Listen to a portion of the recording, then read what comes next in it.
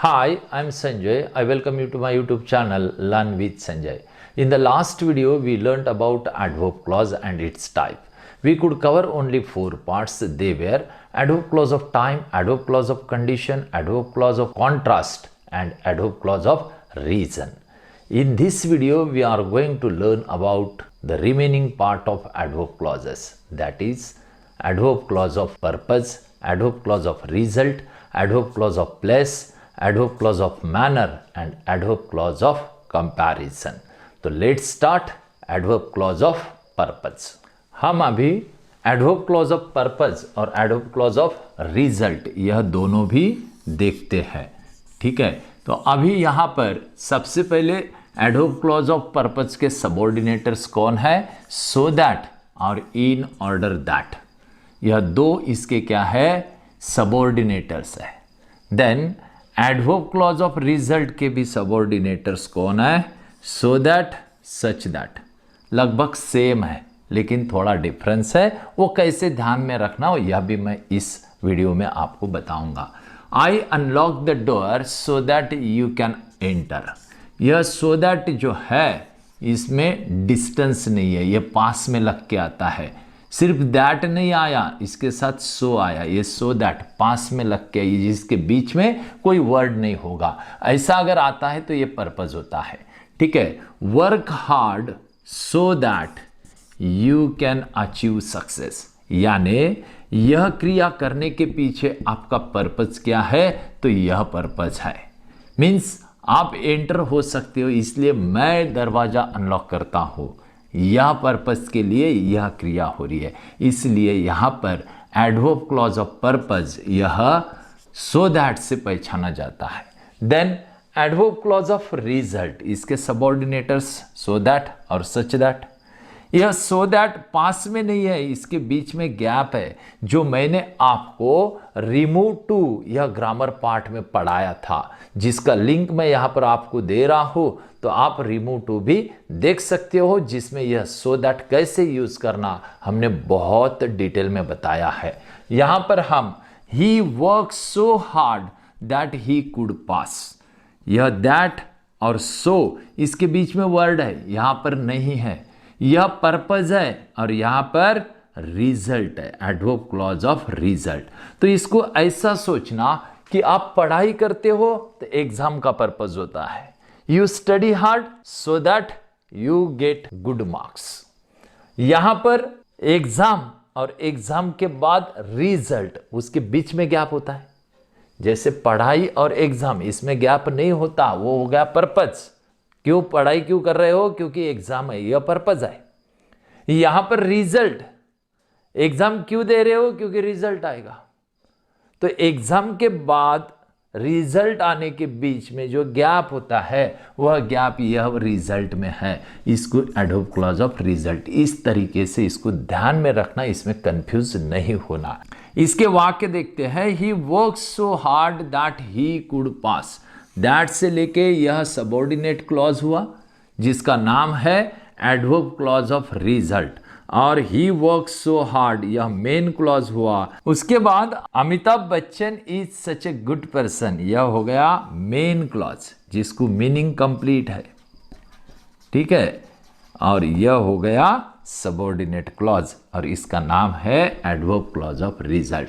तो यह so that को आपको इस तरीके से ध्यान रखना है. एकदम सो दैट नजदीक में आया तो वह एडवर्ब क्लॉज ऑफ पर्पस होता है, और सो दैट ऐसा दूर दूर आया जिसके बीच में कोई वर्ड आता है तो उस समय वह clause adverb clause of result होता है. और हम अभी देखते हैं एडवर्ब क्लॉज ऑफ प्लेस और adverb clause of manner. Adverb clause of place और एडवर्ब क्लॉज ऑफ मैनर, इसके बारे में हम अभी देखते हैं. Then adverb clause of place में जो सबऑर्डिनेटर होते हैं वह होता है वेयर या फिर वेयर एवर. इसमें सेंटेंस आएगा the child goes where his mother goes, जहां उसकी मम्मी जाती है. द चाइल्ड गोज, चाइल्ड जाता है, कहां जाता है? Where his mother goes. यानी इसको अगर आपने मेन क्लॉज को वेयर से क्वेश्चन पूछा और आंसर अगर यह आता है तो यह सबऑर्डिनेट क्लॉज इसका नाम एडवर्ब क्लॉज ऑफ प्लेस होता है। उसके बाद you can live wherever you want, wherever से आगे तक यह सेंटेंस क्या है, सबऑर्डिनेट क्लॉज है जिसका नाम है adverb clause of place. You can live wherever you want, यह आंसर आता है इसको अगर वेयर से क्वेश्चन किया तो यह मेन क्लॉज को अगर वेयर से क्वेश्चन किया तो जो भी आंसर आएगा तो वह सबऑर्डिनेट क्लॉज कौन सा रहेगा, एडवर्ब क्लॉज ऑफ प्लेस। अभी एडवर्ब क्लॉज ऑफ मैनर, इसमें सबऑर्डिनेटर होता है एज इफ। इसमें मेन क्लॉज को क्वेश्चन कैसे करना पड़ता है, हाउ, यह शब्द से। अगर मेन क्लॉज को हाउ से क्वेश्चन किया और आंसर अगर मिलता है तो वह एडवर्ब क्लॉज ऑफ मैनर होता है। For example, do as I tell you, do करो, कैसे करो, जैसा मैंने कहा है, एज आई टेल यू, जैसा मैं कहता हूं। इसलिए यहां पर यह सबऑर्डिनेट क्लॉज जो है यह क्या है, एडवर्ब क्लॉज ऑफ मैनर।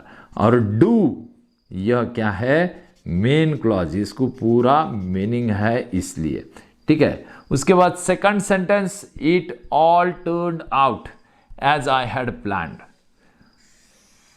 यह हो गया टर्न्ड आउट तक मेन क्लॉज। और एज आई हैड प्लान्ड यह हो गया सबऑर्डिनेट क्लॉज और जिसका नाम है एडवर्ब क्लॉज ऑफ मैनर। क्योंकि इसको अगर आप हाउ से क्वेश्चन करते हो तो आपको यह आंसर मिलता है, इसलिए आपको जब भी एज आएगा तो उस समय यह एज बिकॉज में भी आ सकता है, एज यह वेन के मीनिंग से भी आ सकता है और एज यहां पर एडवर्ब क्लॉज ऑफ मैनर में भी आ सकता है। तो इसलिए यह एज अगर दिखता है तो इसको तीन प्रकार के क्वेश्चन पूछना है। एक क्वेश्चन पूछना है वेन से, दूसरा क्वेश्चन पूछना है व्हाई से और तीसरा क्वेश्चन पूछना है हाउ से।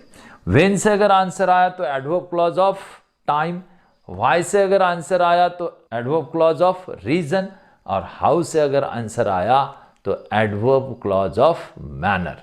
तो इस तरीके से यह एज में आपको कंफ्यूज होना नहीं है, इतना आप ध्यान में रखें। अब इसके बाद हम देखेंगे adverb clause of comparison. Adverb clause of comparison, इसमें कंपैरिजन की जाती है और कंपैरिजन हमने इसके पहले डिग्री के सेंटेंसेस देखे थे, वही सेंटेंसेस इसमें है।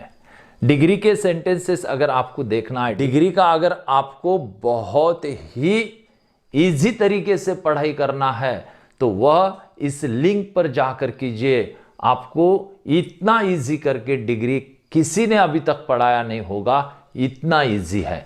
तो यह डिग्री के सेंटेंसेस जो है इसमें क्या होता है कि दैन का सेंटेंस आएगा जिससे कंपैरिजन होगी, तो यह दैन से लेके आगे तक यह सेंटेंस सबऑर्डिनेट क्लॉज होता है, इतना ध्यान में रखना है यहाँ पर। और इसको नाम देना है एडवर्ब क्लॉज ऑफ कंपैरिजन।